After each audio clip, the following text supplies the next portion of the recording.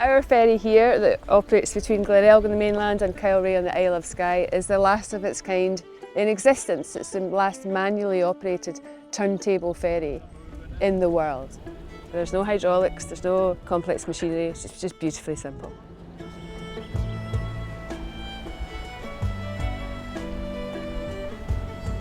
It's the MV Glenachulish, originally built for service at Kylerhea before the bridge was built there. It's living heritage, maritime heritage and Scottish history, really. It's based on a railway turntable system, but it's so finely balanced that one person can push a deck full of 6 cars. And of course, happily means people don't have to reverse. You drive on, you drive off at the other side. We turn you around, you don't need to turn yourself. They were a very common sight. There were plenty of them up and down the west coast of Scotland way back in the day, and the reason being they were terribly efficient because they don't need much in the way of infrastructure. You know, they don't need a big pier and all this stuff, you just need a ramp or a slipway. The unique design of it means it can come alongside at any state of the tide. She can come along really, really shallow, and it also is designed to sit on the bottom if it has to as well. So if you get stuck, it's fine, there's no big drama. I've known the ferry all my life, yeah. When I was in school I worked on it just as just helping out, a deckhand, cleaning up and taking the fares.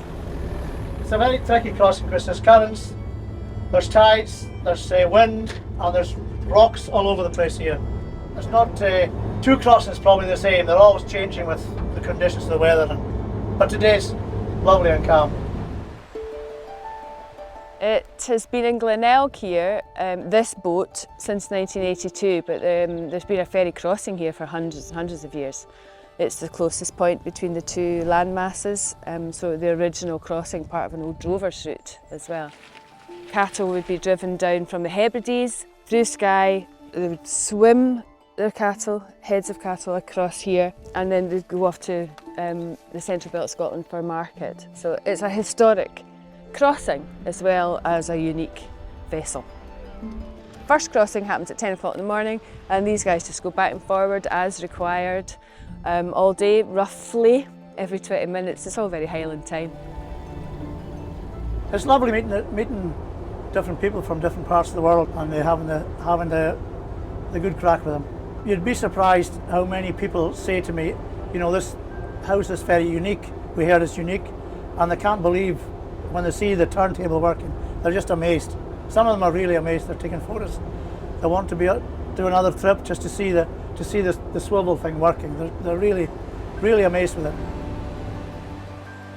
The very first job I had when I moved to Glenelg was rope hand on the ferry. Now that would have been about 16, 17 years ago.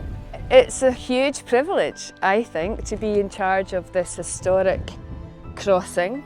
And the boat itself being the last of its kind in the world. So it's living heritage, maritime heritage. And also, you know, look at it.